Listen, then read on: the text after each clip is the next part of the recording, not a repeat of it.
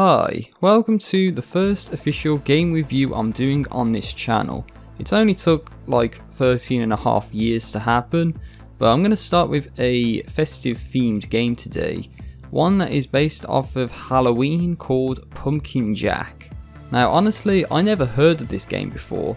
Quite honestly, the only reason I heard of it because there was an Nvidia article where they listed a whole bunch of games that have RTX and DLSS support.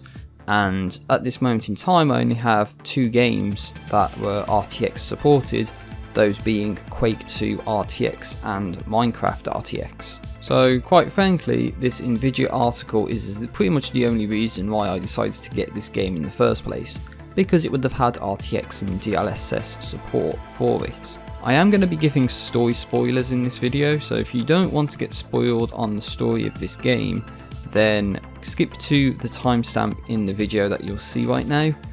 Otherwise, I'm going to be going into the story of Pumpkin Jack. So the game starts off with the world being very boring, so the devil decides to spice things up a little bit and unleashes a curse to populate the world with mindless zombies.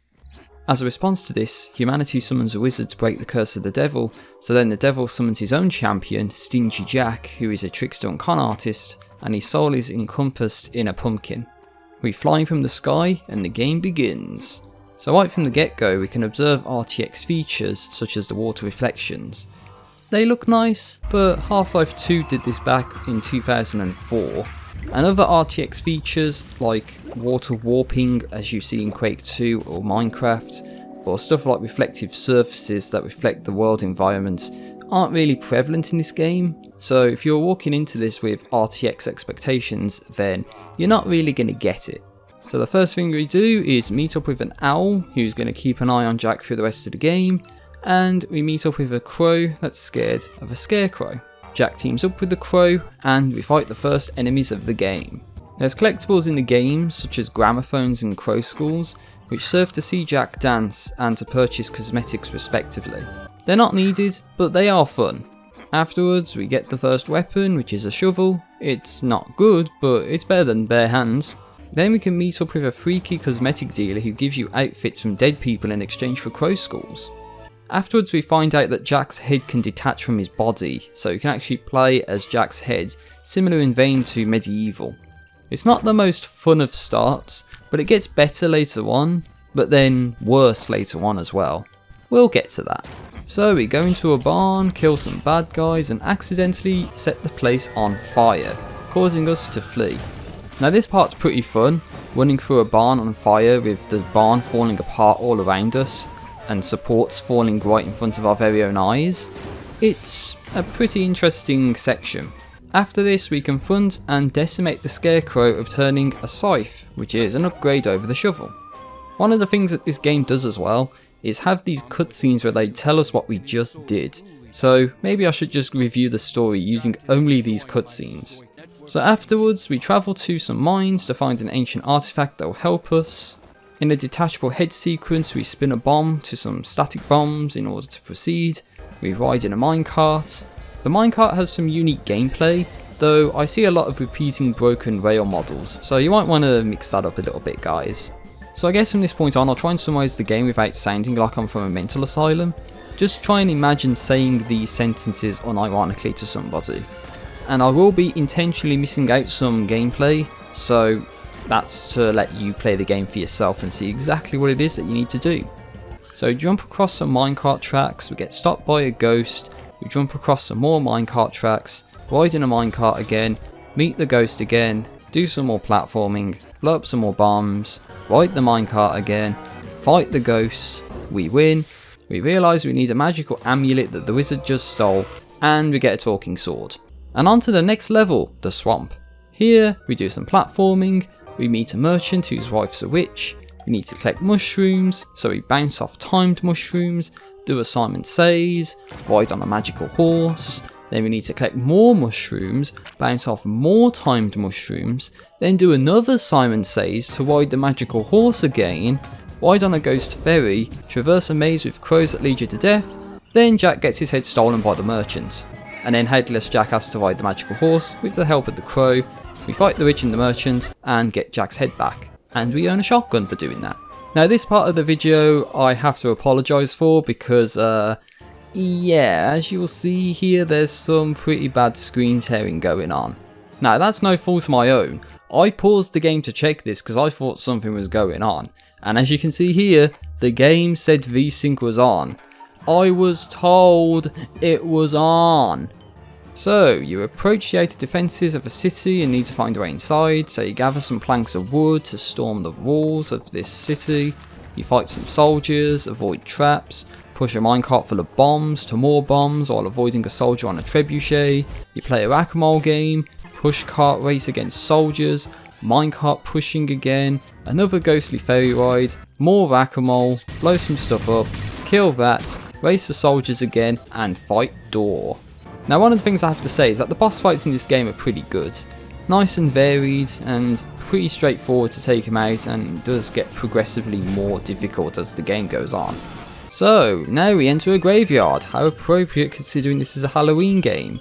We are tasked with getting 3 grimoires for an undertaker, have an unwanted ride on a gargoyle, who we end up killing, destroy gravestones, have a match the surname game, meet up with an architect from hell who wants us to free the 7 deadly sins, and we do just that. We face a boss, that is gluttony, and the architect opens up a portal to the north. And when I say the north, I actually mean the North Pole. At this point, it feels more like a Christmassy game than a Halloween game. Yeah, did you know that the North Pole is infested with soldiers, killer snowmen and killer Christmas trees? So, I guess we gotta put them all down. Hell, we even kill Santa Claus as well. That's hardcore, guys. And we don't kill Santa Claus once, we kill him twice. I guess it's what they say about if you do a job once, then it doesn't hurt to do it again, just to make sure you've done it right.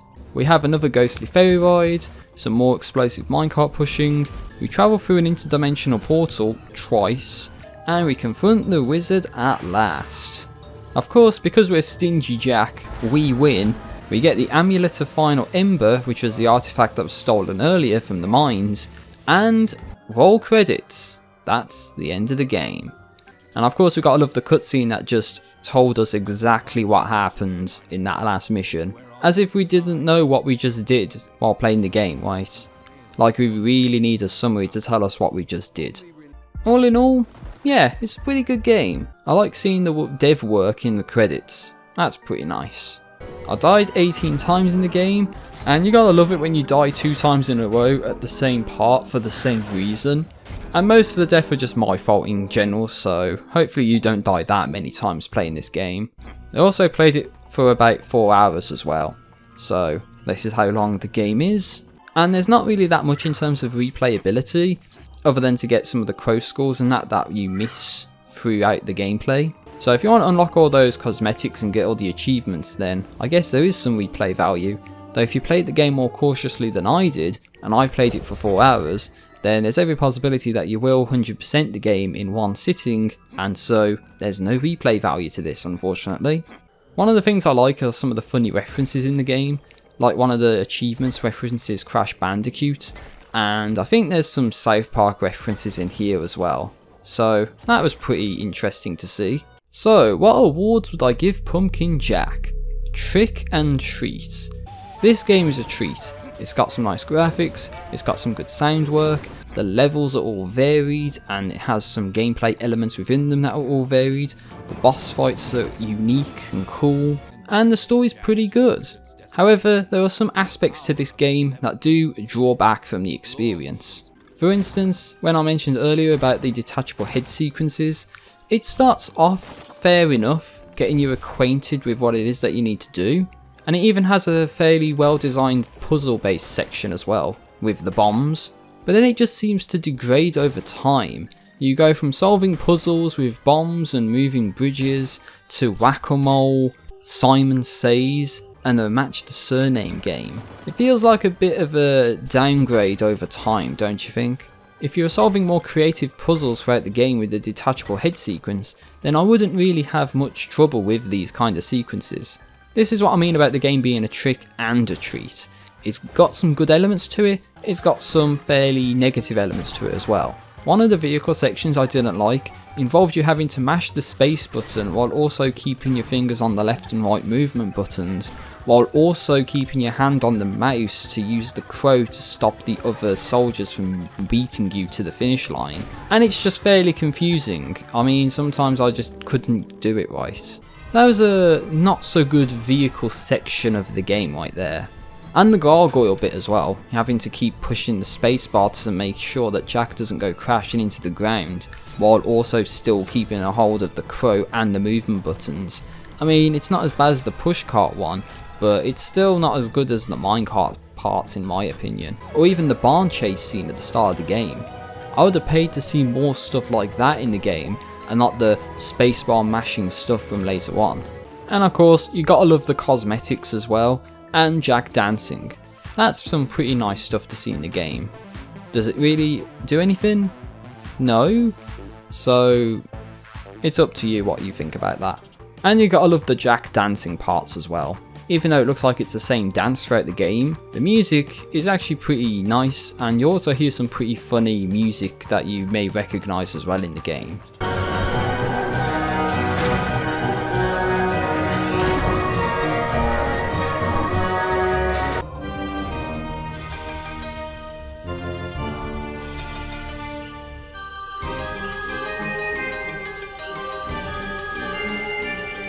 And the costumes that Jack gets to wear as you progress through the game, and his stances when you get some of the more powerful weapons in the game as well.